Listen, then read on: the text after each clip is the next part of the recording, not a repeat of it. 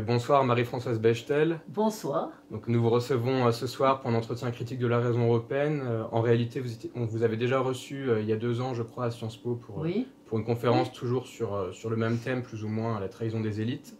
Bon, je vais refaire très rapidement votre parcours qui est tout de même assez riche. Donc, vous êtes agrégé de philosophie, ancien énarque. À la sortie de l'ENA, vous avez rejoint le Conseil d'État. Vous avez également eu des expériences au cabinet ministériel, notamment aux côtés de Jean-Pierre Chevènement. Toujours autour de l'ENA, vous avez cette fois été directrice de l'école au début des années 2000, puis députée de la République entre 2012 et 2017. Désormais, vous êtes vice-présidente du groupe République Moderne. Donc vous avez un parcours très riche, vous avez bien côtoyé toute la haute administration française, tout ce qui se fait dans tout le milieu élitaire français. Alors j'aimerais commencer par une référence à un article que vous aviez fait paraître dans Marianne en 2014. Un entretien qui avait fait beaucoup parler d'ailleurs. Oui. Je pense que vous aviez reçu quelques témoignages à l'époque. Et donc dans cet entretien, vous aviez affirmé que la spécificité française tenait finalement à une certaine honte que nos élites ont vis-à-vis de leur pays. Alors est-ce que vous pourriez préciser les étapes qui vous ont conduit à penser cela et peut-être les origines historiques de cette honte, selon vous? Les étapes suivent assez classiquement, mais je le dis rétrospectivement, les étapes de l'installation de la mondialisation libérale qui est accompagnée nécessairement d'une idéologie. On n'a jamais vu un grand mouvement économique qui ne porte pas aussi en lui une idéologie. Et donc, au fur et à mesure qu'elles trouvaient quand même leur intérêt à accompagner ce mouvement de la mondialisation économique, eh bien, nos élites ont revêtu les habits qui allaient avec, et ces habits sont ceux d'une idéologie qu'on peut qualifier de compétitive, individualiste, et liée quand même à la force des intérêts. Et tout cela conduit à penser que la France, imitant les autres pays qui sont à la tête de la mondialisation, eh bien, la France est à la traîne, et si elle est à la traîne, eh ben, c'est pas bien. Voilà. Et donc, on n'aime pas ça. Et critiquer son pays, d'une certaine manière, c'est dire je suis moderne, puisque je critique cette France qui ne veut pas se réformer, qui traîne des pieds, dont le modèle social est maintenant une antiquité. Tout ça montre à quel point je suis moderne. D'accord. Et donc chronologiquement, cette pensée unique, en quelque sorte, elle s'est développée quand? Au début des années 80, avec du sang à la rigueur, dans les années 90, avec les grands mouvements de privatisation? Il est probable que le tournant de la rigueur a joué son rôle, mais il a joué un rôle comme cause. Jean-Pierre Chevènement l'a souvent expliqué d'une manière, je crois, assez juste, mais en réalité, moi, ce que j'ai vu, alors très concrètement, dans mes positions administratives diverses, c'est au moment où on a privatisé. C'est-à-dire qu'en 80, on avait nationalisé un certain nombre d'entreprises, c'était des groupes extrêmement importants, General Electric, enfin, il y avait vraiment des choses très importantes.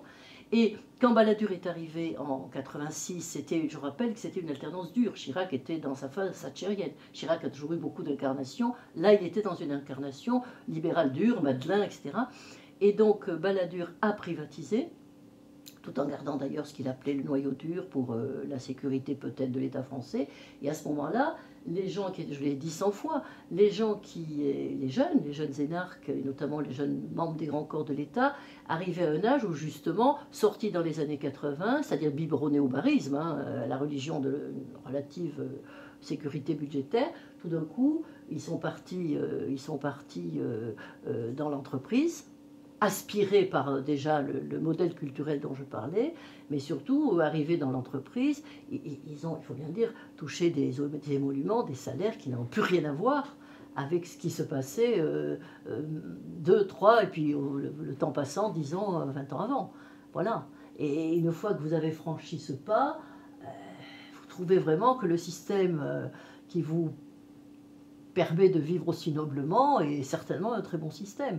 Vous prenez l'avion tous les jours, en fait, vous prenez l'avion toutes les semaines, vous rencontrez vos pairs partout, naturellement vous travaillez votre anglais, et puis vous comprenez plus ces Français qui restent chez eux, qui ne bougent pas, qui ne comprennent pas les choses, qui ne se laissent pas bousculer, et qui restent un peu adhérents, la semelle collée à la boue du passé. Voilà, moi je l'ai vu quand même ça, mais encore une fois, je ne veux pas qu'on croie que je suis en train de dénoncer des personnes. Je ne dénonce pas des personnes. On n'a qu'une vie. Je pourrais peut-être vous choquer. Je ferai une comparaison avec l'immigré. L'immigré qui n'a pas grand-chose pour vivre. qui n'est pas le plus misérable. On sait très bien que ce ne sont pas les plus misérables qui migrent, mais ce sont ceux certainement qui aspirent à une vie meilleure. Ça se comprend très bien, on n'a qu'une vie. Donc on part pour essayer de vivre sa vie. Et bien d'une certaine manière, même si la comparaison semble hardie, le jeune énarque, membre des grands corps, qui s'est trouvé dans la grande course des groupes industriels et les chasses et les cocktails et les croisières et la rencontre, vous savez, avec ses pairs au moment où la mondialisation se scelle, ben c'est pareil. Il se dit, j'ai qu'une vie, je ne vais pas revenir en arrière. Donc je ne porte pas de jugement moral. Hein, je dis simplement, j'essaie juste de dire comment j'ai vu que les choses se passaient. Oui. Mais qui suis-je pour porter un jugement moral oui. Je ne m'érige pas comment appeler ça, en juge suprême, en roi Salomon. Oui, vous analysez ce qui se passe au niveau collectif plus qu'au niveau individuel. Oui, mais voilà, ça se traduit par des stratégies individuelles, mais encore une fois, je ne veux pas accuser des individus eux-mêmes. J'en ai connu un certain nombre, je peux même avoir de l'amitié pour certains d'entre eux. Simplement, leurs choix ne sont absolument pas les miens. Et puisqu'on parle du collectif, si on réfléchit un peu en matière d'inconscient collectif, est-ce que vous pensez que cette révolte des élites contre en quelque sorte les intérêts nationaux, elle est assez cohérente au vu de l'histoire de France? Je sais que vous faites souvent le parallèle avec la Seconde Guerre mondiale, avec l'ouvrage de Marc Bloch. Je ne crois pas que ce soit une révolte des élites. Je crois que c'est plutôt un lent délitement de leur adhésion aux valeurs nationales, enfin aux valeurs nationales au sens patriotique du terme, je m'empresse de le dire, à l'idée que la France avait toujours, vous savez, ce message universel qui, si l'on en croit Ernst Robert Curtius, est justement sa spécificité. Tout ça, ça n'existe plus à leurs yeux. Je pense aussi que le vecteur de la langue est extrêmement important. Je siège dans une commission de l'ONU depuis déjà de longues années et je me rends compte à quel point, il y a le grignotage du français bien sûr, on peut dire aussi qu'il a de beaux restes à l'ONU d'ailleurs, à vrai dire, mais je me rends compte à quel point parler dans une langue, c'est penser dans une langue, et c'est donc penser autrement. C'est très impressionnant. D'accord. Ouais. Et donc, est-ce qu'il y a encore des grands corps qui trouvent plus ou moins grâce à vos yeux aujourd'hui ou... J'imagine que vous allez me répondre le Conseil d'État. C'est embêtant parce que j'ai vraiment des reproches à faire aux deux autres grands corps. Quant au Conseil d'État, il a suivi une évolution. Bon, je suis quand même dans l'obligation de réserve. Quoique je sois retraitée du Conseil d'État, j'y ai vécu 30 ans, 30 années très heureuses d'ailleurs. Je peux avoir un écart avec une certaine évolution, je pense en particulier au dialogue des juges qui s'est instauré avec la Cour européenne des droits de l'homme et la Cour de justice, avant d'ailleurs avec la Cour de justice. Je peux avoir un certain écart avec des choses comme ça dont on peut parler d'une manière objective, conceptuelle. Mais je pense quand même que globalement, le Conseil d'État se tient comme une institution bifrance, hein, c'est pas qu'une juridiction, c'est surtout pas qu'une juridiction. Nous ne sommes pas des magistrats, surtout pas. Nous sommes des fonctionnaires qui ont réussi à conquérir plus d'indépendance que les magistrats, ce qui est un fait objectif dans l'histoire. Et le Conseil d'État vient de montrer récemment encore qu'il n'est pas, si je puis ainsi m'exprimer, à la botte du pouvoir politique.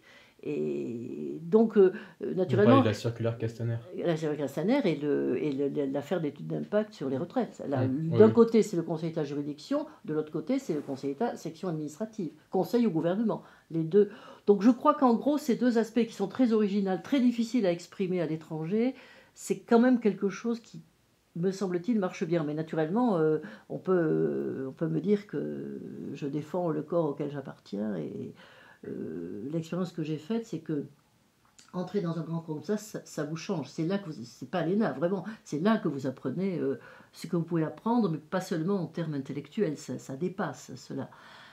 Les deux autres corps, si je continue, bon, l'inspection des finances, elle est égale à elle-même. L'inspection des finances est le calque de l'évolution économique de la société. Elle a été créée en 1830, sous la Restauration, pour accompagner la mise en place du capitalisme français. Bon, c'était... Et après, l'ENA a été créée plus de 100 ans plus tard, l'inspection des finances a traversé l'ENA pour restant par là elle-même, comme d'ailleurs le Conseil d'État, comme la Cour des comptes et comme le Quai d'Orsay. Ça commence à faire beaucoup de monde qui a traversé l'ENA sans être vraiment tellement influencé par le système ENA. Et donc, les inspecteurs des finances ont continué à faire ce qu'ils ont toujours fait, c'est-à-dire après 2-3 maximum années passées à l'inspection, à contrôler les comptes, ils partent dans les grandes entreprises. Seulement, ils partaient dans les grandes entreprises publiques entre les années, on va dire, 45 et 86, Mais après 86, ils partent dans des entreprises où la carrière qu'ils font est telle qu'ils ne reviennent jamais au service de l'État. Et surtout, ils adoptent le mode de pensée dont je parlais plus tout à l'heure. Et pour la Cour des comptes, je n'ai pas le temps de développer, sauf si vous le souhaitez, mais je pense que c'est une institution qui déborde beaucoup ses attributions depuis qu'on a mis des politiques à sa tête. Seguin, puis Jox. Et ça a continué ensuite. Et je ne pense pas qu'elle rende service au pays en s'érigeant toujours en gardien du dogme budgétaire. Parce que ce n'est pas le fait d'une institution indépendante. Et d'après moi, ce n'est pas conforme à son statut. J'ai eu un échange avec son premier président, Didier Migaud, il y a quelques années, assez vif, pas vif pas dans le ton, mais assez vif sur le fond, sur le sujet, et je peux regarder les choses. Et je pense que c'est une institution qui s'est laissée happer elle aussi par la mondialisation.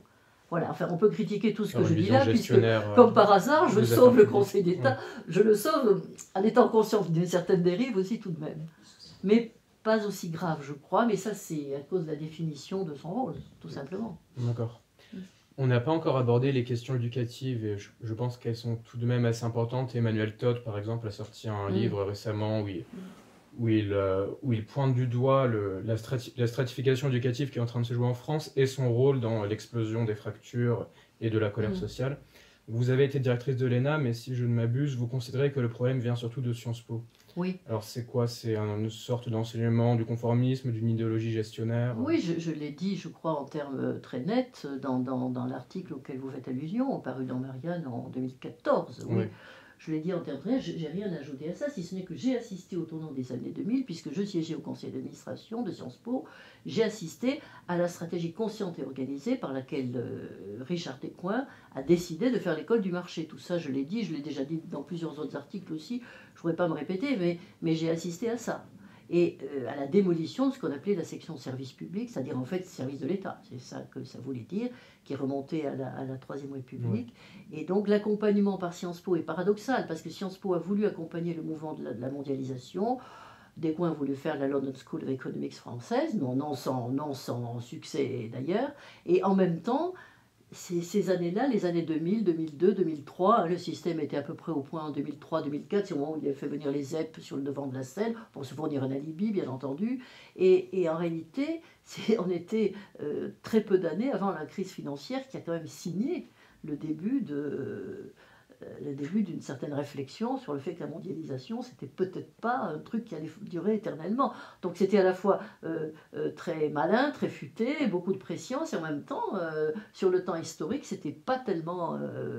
c'était pas forcément adéquat à ce dont aurait besoin le pays. Le problème, c'est comme le canard qui a la tête coupée, on continue à faire la même chose, et chaque fois, d'après ce que je regarde, on pire.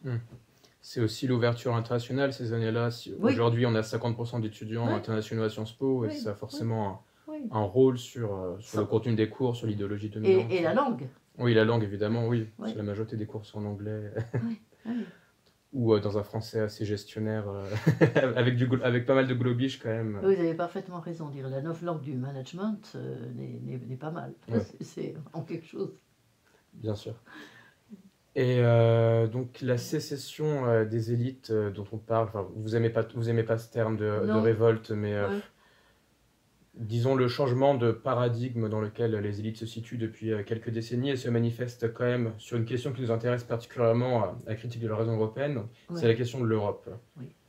Parce que, vous avez tout à fait raison, bien sûr. Vous êtes comme nous très attachés à... Je sais que vous ne vous revendiquez pas souverainiste, mais vous êtes attaché à l'indépendance nationale française, à la reconquête d'une forme de souveraineté populaire qui existe de moins en moins aujourd'hui, que ce soit en raison du fait que la Ve République était totalement dévoyée ou à cause des traités européens.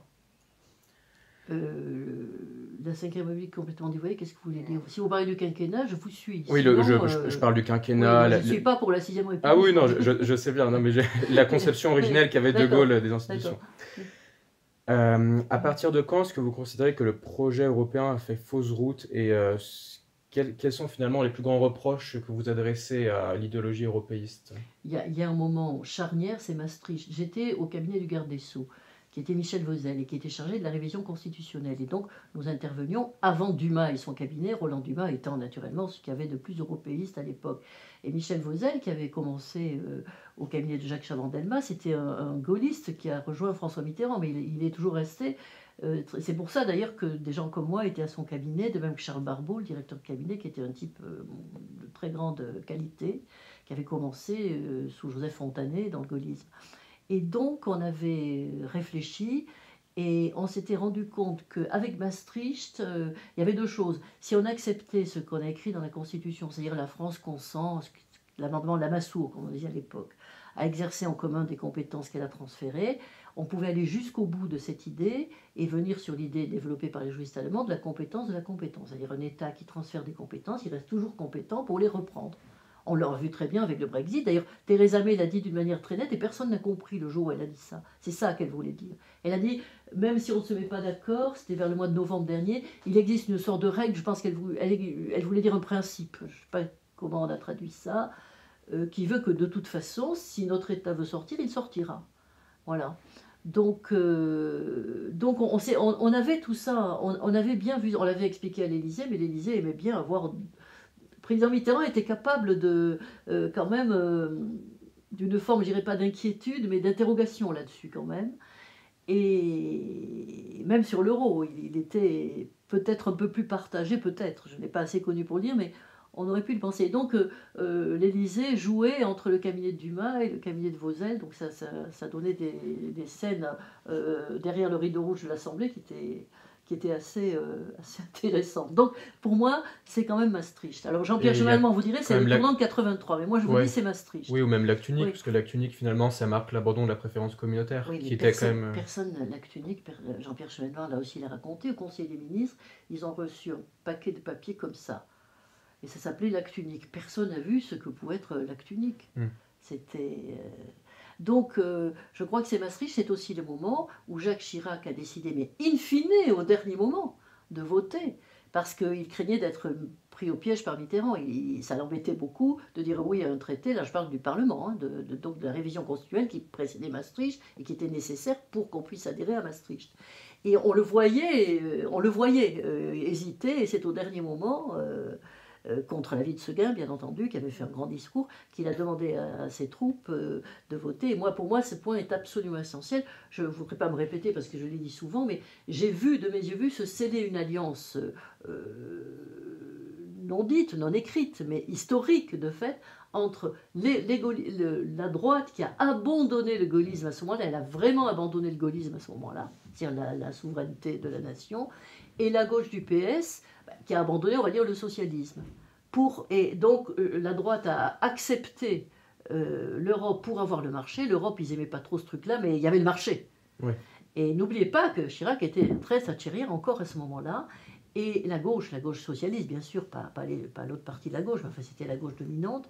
La gauche socialiste, c'est l'inverse. Elle a accepté le marché pour avoir l'Europe parce qu'elle était dans cette idée... Oui. Absolument, cette idée de catéchumène. L'Europe, c'est la paix, l'universalisme, l'ouverture. C'est inimagiable. On est arrivé à un degré de nominalisme en politique comme j'ai jamais vu.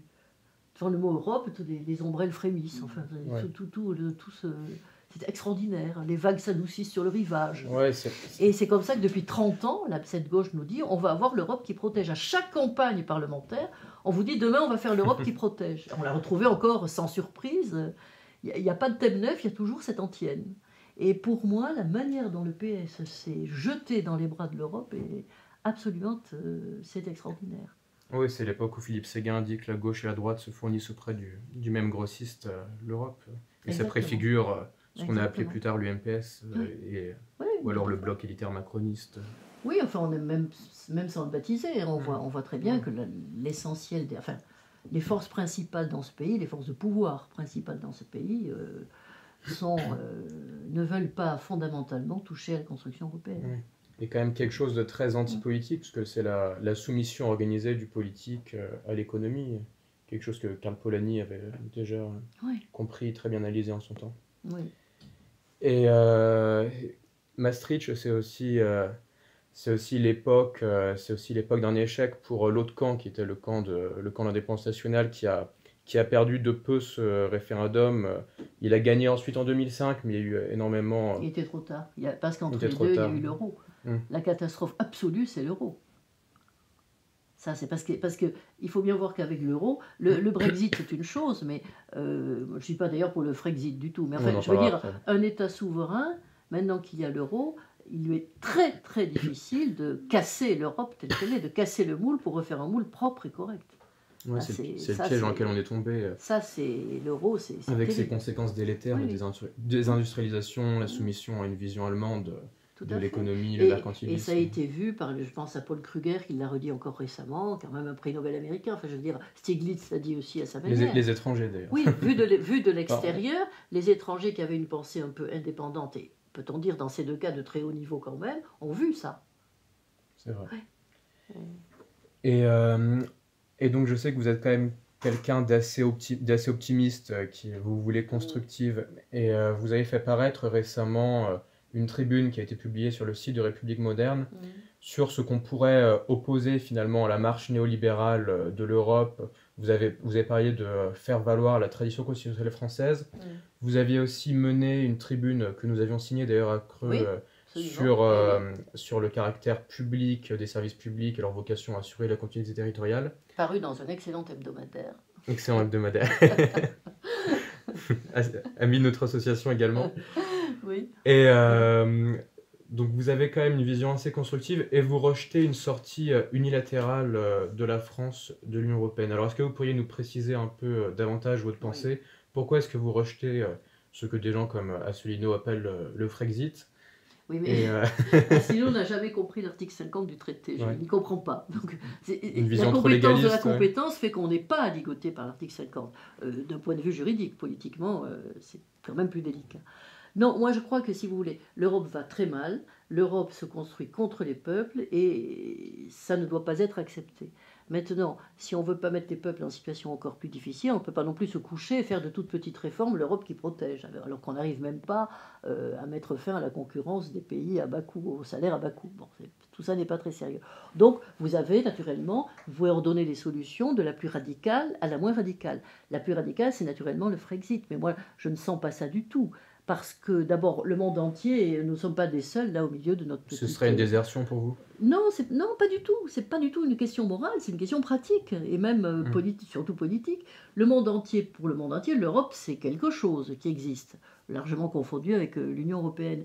Donc un pays comme la France, qui était le pays leader de l'Europe jusqu'à ce que l'Allemagne, dans les années après 2002 même, avec le plan Hartz, s'impose à la tête de l'Europe par sa puissance économique. Et ça n'a pas de sens. Ça revient à dire, alors il ne faut pas qu'il y ait du tout d'Europe. Or, ce n'est pas du tout ce que pensent des gens comme moi attachés à la souveraineté. Il faut une Europe, mais construite sur la base des nations. Et donc je pense même résolument pas qu'on rendrait service au peuple français aujourd'hui en plaidant pour le Frexit. Je ne le pense pas du tout. En revanche, le service que l'on pourrait rendre à notre peuple et aussi aux autres, parce qu'on n'est pas les seuls, on n'est pas le seul peuple à protester contre ces dérives, dans cette affaire, c'est obtenir une renégociation fondamentale du traité. Et donc des liens que les États entretiennent entre eux à travers le traité. Donc ça serait la deuxième option possible. Et à travers cette option, vous pouvez avoir ou une renégociation des institutions elles-mêmes, parce que elles ne fonctionnent pas d'une manière démocratique, elles sont indécentes. La Commission en particulier est quelque chose de tout à fait indécent en termes de quid démocratique. Donc vous pouvez refaire les institutions, ou bien vous pouvez refaire les compétences. Le problème de l'Europe étant la liaison totale, l'interdépendance entre les compétences et les institutions. C'est ça qui rend le piège de l'Europe extrêmement. Donc il faut couper quelque part d'une manière suffisamment nette pour que les choses puissent se reformer. Mais il faut trouver l'endroit où couper. Et une fois que vous avez fait tout ça, il y a quand même la question de l'euro. Si vous refaites une Europe autour de la zone euro, ça vous fait 15 pays, je ne sais plus combien ils sont d'ailleurs dans l'euro, 15 ou 18, j'avoue que... Je n'ai pas le chiffre exact. Bon, on vérifiera On vérifiera, on fact-checkera. Enfin, on a trop de pays là-dedans qui ne sont pas du tout au même niveau, ni de fiscalité bien entendu, mais oui, ni de... C'est pas une zone monétaire optimale. Exactement. Donc on peut pas, c'est ça le problème. Mais comment est-ce qu'on parvient à renégocier en matière de rapport de force? C'est via la politique de la chaise vide? Non, mais c'est pas tout à fait terminé. J'ai dit ouais. qu'on se trouvait devant un obstacle qui est l'euro, mais est-ce qu'on va se coucher devant l'obstacle? Ben non. suis pas pour nous coucher devant l'obstacle. Oui, Je pense j'imagine. donc qu'il faut une négociation internationale portée par des pays assez puissants européens, dont le nôtre effectivement, pour arriver enfin à faire de l'euro une monnaie de réserve. J'ai compris que ça s'écrivait pas, mais ça se faisait. Alors il faut trouver des points d'appui vis-à-vis des États-Unis, naturellement, principalement, pour obtenir que l'euro devienne une monnaie de réserve. On y était presque au moment où, par exemple, on a voulu faire de l'euro la monnaie de commerce pétrolier, puisque ce n'est pas les États-Unis qui importent du pétrole. Hein, depuis un certain nombre d'années, ils n'ont pas besoin. Bon, ils ont le gaz de schiste. C'est les pays européens principalement. Et les États fournisseurs, même l'Arabie Saoudite, étaient prêts à libeller en euros. C'est un banquier qui m'a raconté ça. Et enfin, l'Arabie Saoudite moins que les autres, à vrai dire, parce que voyant cela, les États-Unis ont mandaté l'Arabie Saoudite pour quand même casser cet accord qui était prêt à se faire. Vous imaginez si le commerce mondial était libellé en euros? Voilà, on pourrait commencer à discuter souveraineté européenne et autres choses de ce type. Donc il faut revoir les règles de fonctionnement de l'euro. On peut très bien exiger alors un traité qui revoit le traité de l'euro, le fonctionnement de la Banque centrale. On peut très bien revoir cela.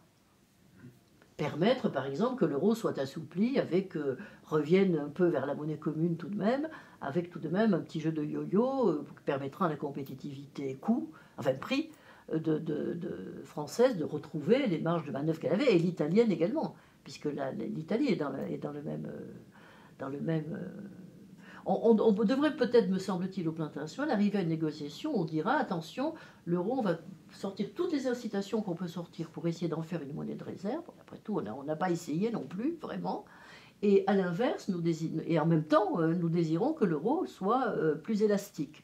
C'est-à-dire soit redéfini comme une monnaie plus commune qu'unique, en gardant le titre unique, en changeant peut-être la phase pour les échanges extérieurs. De très bons économistes, comme Franck de Dieu, par exemple, ont fait des propositions ont publié des bouquins sur cette question. On ne peut pas renoncer, et croyez-moi, c'est une autre paire de manches que de dire on va faire un Frexit, on ne sait pas comment, et on fait quoi après. Bon.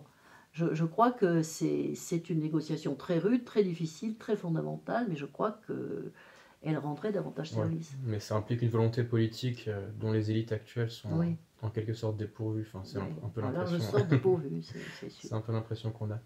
Mais il faut préparer les élites futures, vous savez ce que j'en pense. Oui, bien sûr, un sujet qui vous est cher. Ce qui m'est cher. Bon, alors vous avez parlé de la fameuse souveraineté européenne. C'est un élément de langage. On comprend très bien ce qui se joue derrière. Il y a l'idée d'une Europe puissante, ce qui va un peu à l'encontre de toute l'histoire de l'Union européenne. Macron axe beaucoup son discours sur ça, sur le fait que l'Europe doit être un pont entre les États-Unis et la Russie, qu'il doit être plus indépendant vis-à-vis de l'OTAN. Il axe énormément son discours sur ça. Pourtant, dans les faits, tous les projets d'Europe de la défense, finalement, sont assez indexés à l'OTAN. Ils sont construits dans un cadre OTAN compatible. On a par ailleurs énormément de pays en Europe, la quasi-totalité d'ailleurs, qui ne veulent pas revoir l'architecture de sécurité européenne. Et en plus de ça, la politique étrangère française, malgré cette rhétorique macronienne, a quand même tendance à demeurer alignée sur les États-Unis. On l'a vu récemment d'ailleurs au moment de l'assassinat de Soleimani, lorsque Macron a appelé à être solidaire vis-à-vis des États-Unis, des Européens de l'Ouest. Encore il y a quelques jours, lorsque Donald Trump a présenté le projet de plan pour la paix entre Israël et la Palestine, Macron a salué des efforts tout à fait nécessaires. Alors est-ce que toute cette rhétorique gaulliste, finalement, c'est pas un piège dans lequel tombe une grande partie des observateurs politiques français? Ce qui est intéressant, je ne vais pas non plus pousser mon optimisme au-delà de ce qu'il est réellement, je ne fais pas semblant, je veux dire, je cherche avec vous. Ce qui est intéressant, c'est qu'on se croit obligé de tenir aujourd'hui ce discours, alors que hier, on ne se sentait pas obligé de le tenir. C'est vrai. Et les discours en politique, les mots en politique, c'est important. Naturellement, ça ne suffit pas. Donc c'est intéressant de voir qu'on sait, c'est comme la mondialisation. La démondialisation n'est sûrement pas pour demain, si pour autant que ça existe. Mais enfin, tout le monde sent bien, tout le monde le dit, qu'il y a quelque chose qui ne fonctionne plus dans la mondialisation, qu'elle ne pourra plus être ce qu'elle a été, comme elle a été triomphante, on va dire, de 90 à 2008. Hein, tout le monde le sent bien. Là, c'est pareil. Donc qu'il y ait ce langage n'est pas sans intérêt quand même. Après, on ne peut pas s'en tenir au langage, bien entendu, et ce que vous avez dit est juste. Moi, je déplore un manque de volonté. Et je déplore, alors là ça nous ramène à au début de notre entretien, je déplore cette scission qui fait que les peuples sont prêts à ce qu'on fasse une Europe radicalement différente. Radicalement différente. Une Europe, il en faut une, mais radicalement différente. Et les élites ne le sont pas. Et elles s'étonnent ensuite d'être mal reçues dans la rue ou au Parlement, et d'être de plus en plus mal élues.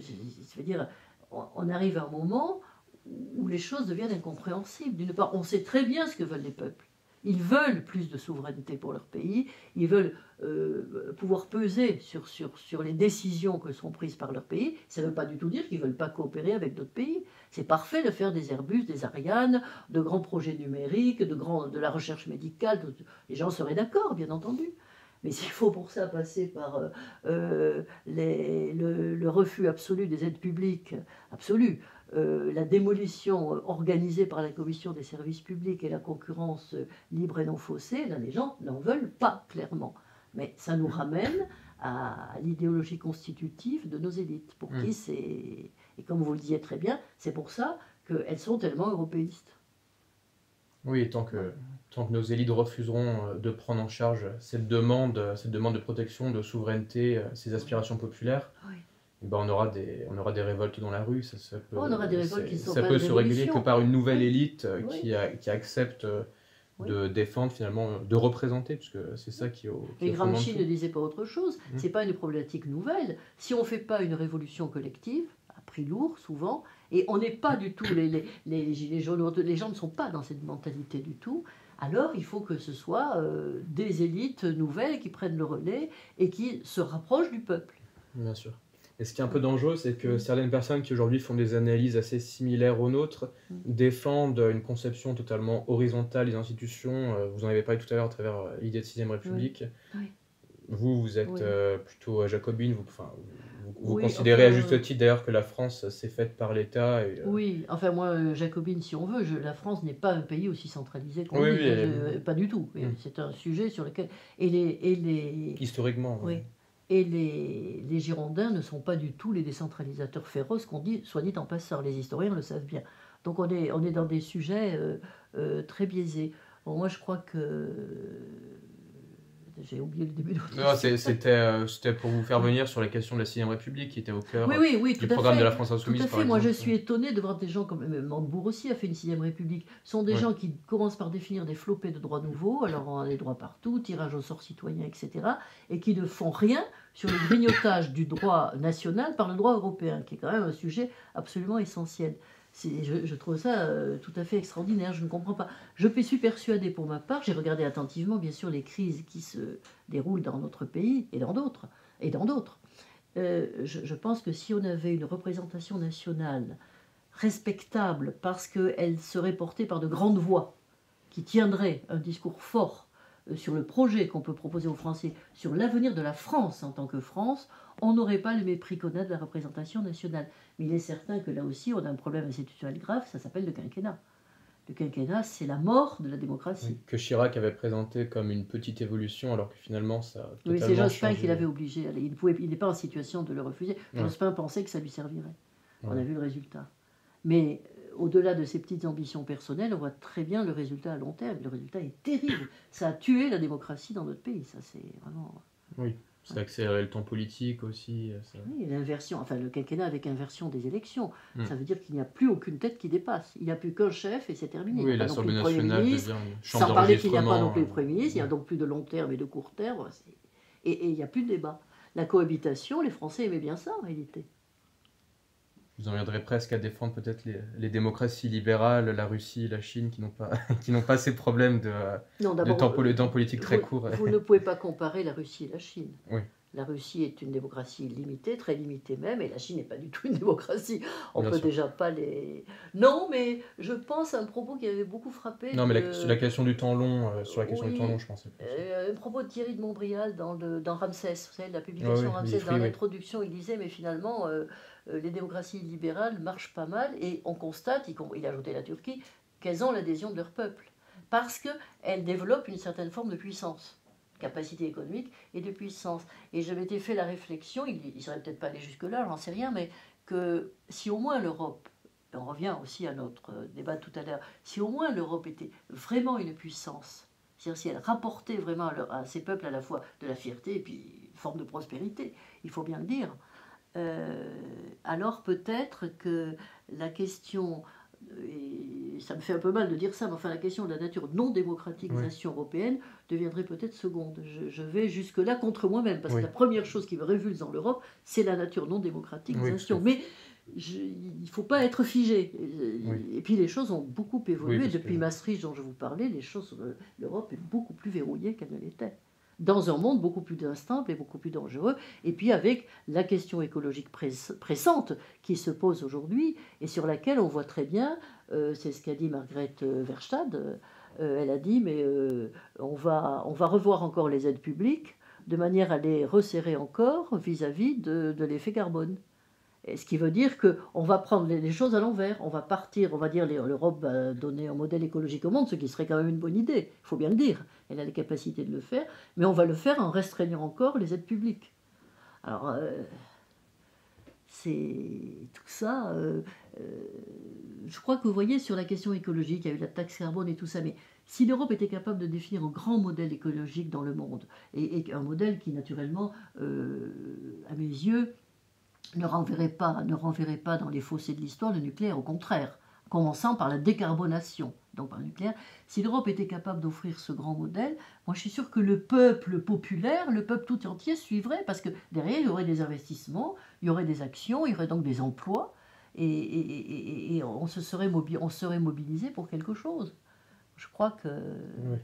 C'est la question des résultats, tandis qu'aujourd'hui on a un libéralisme adémocratique avec...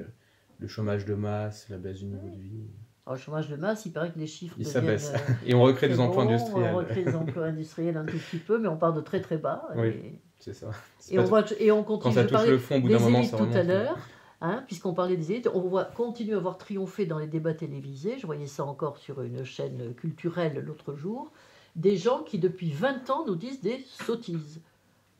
C'est-à-dire des économistes de valeur, bourrés de titres, qui vous expliquait il y a 20 ans qu'un pays sans usine, ça marchait très bien et que c'est grâce à la technologie qu'on garderait notre avance. Vous pensez à qui, par exemple? Jean-Marc Daniel.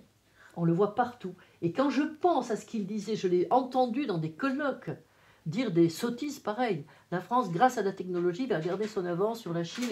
Et donc, il n'y a pas de problème à fermer les usines. Alors, c'est tout à fait extraordinaire. Et c'est le même que j'entendais l'autre jour. On lui parlait des territoires zéro chômage, qui personnellement me paraît c'est une très bonne idée. Je ne vais pas trop sortir du sujet. Il a dit « Ah, mais ce sont les ateliers nationaux de 1848 !» C'était donc le socialisme qui frappait à la porte. Et voilà les gens qui sont les sachants qu'on entend sur la plupart des médias. J'aimerais qu'on... Ce qui renoue avec notre question initiale. Ouais. Il n'y a pas que les énarques qui ont fait du mal. Il n'y a pas que les énarques. Il y a beaucoup de sachants. On va bientôt finir cet entretien, malheureusement. J'ai évoqué dans mon introduction le fait que vous étiez vice-présidente de République moderne et je pense, quand je regarde votre parcours, que l'exigence républicaine a été en quelque sorte le moteur de votre action. Alors vous venez historiquement d'une famille politique qui est la gauche, mais vous avez eu des positions dans les dernières années qui n'ont pas forcément été celles de la gauche, ou de ce qu'est devenu la gauche en tout cas. Je pense notamment au Parti Socialiste. Ça fait longtemps que... Ça fait longtemps. Il se trouve que je n'ai jamais été membre du Parti Socialiste. Oui, merci. Déjà. Et non, pas MRC, non, je me suis rapproché de Chevènement. La MRC a été une petite aventure qui est d'ailleurs terminée complètement. Non, mais il se trouve que je n'ai jamais été membre du Parti Socialiste, mais de la sympathie pour le Parti Socialiste. J'ai voté Mitterrand dès demain, bien entendu. Vous avez une proximité avec eux tout de même. Voilà. En revanche, le Parti Socialiste, je peux dire quand même, de l'origine, ne m'a jamais beaucoup emballé, mais alors je ne pensais pas qu'il devrait être aussi atterrant qu'il est devenu. Oui, donc lorsque je parlais de vos positions qui ont différé de celles très majoritaires au PS, au sein du PS, je pensais par exemple à la question du mariage pour tous. Vous étiez abstenu sur ce sujet. Je sais que vous êtes opposé à la gestation pour autrui, vous n'êtes pas forcément favorable à la procréation médicalement assistée. Et ça, je pense que c'est quand même au nom d'une vision du commun qui diffère d'une conception qu'on pourrait qualifier d'anglo-saxonne du droit. Et donc, Oui, finalement, mais, ce rapport au commun, c'est ce que vous appelez l'exigence oui, mais ça ne se républicaine. limite pas à ça. Je pense à Ouais, la charte des langues régionales, par exemple. ouais, C'est oui, encore quelque chose qui a été oui. porté par le PS. Mais donc, c'est quoi l'exigence républicaine qui fait que... C'est la solidarité des citoyens, l'indifférence aux différences, c'est-à-dire la reconnaissance des différences, mais pas la dans la reconnaissance sphère pour les privée, hein. exalter. C'est l'indifférence. Vous êtes différent dans ce que vous voulez, c'est parfait, c'est très bien, mais c'est pas le sujet. Donc Ouais. et puis l'éducation, bien sûr, c'est surtout la question éducative que vous mentionniez tout à l'heure. Ouais. J'ai commencé ma carrière comme prof de philo et je ne sais pas aujourd'hui ce que je dirais, je ne sais pas ce que je dirais vraiment.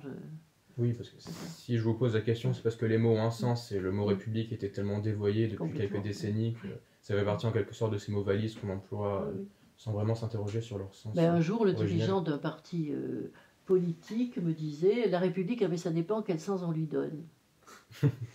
D'accord. Très bien. Bon. Ouais. C'est quand on commence à dire que ça peut avoir plusieurs sens que les ennuis commencent. Et d'ailleurs, il y a aussi une récupération de la posture républicaine par l'extrême droite qui, à mon avis, est spécialement répugnante.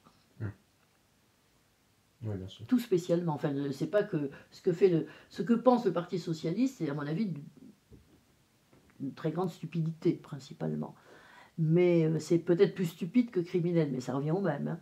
Hein. Tandis que de la part du Front National, c'est vraiment de l'indécence.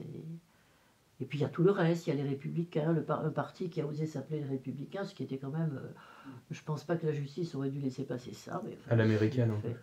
Oui, c'est parce qu'il faut dire, l'article c'est très bien fait. Les Républicains on dit donc des Républicains, il faut dire de les Républicains. Ouais. On a commencé à l'Assemblée nationale à faire ça, on s'est amusé à ça pendant quelques semaines, et puis ça tient pas contre la force de la langue. Bon, je pense qu'on va conclure ces entretiens sur cette note assez critique sur le paysage politique français, en espérant qu'une alternative finisse par émerger. Sans pessimisme, puisque vous-même qui êtes fort jeune, vous m'interrogez, je sais qu'il y a beaucoup de jeunes, ça je tiens à le dire.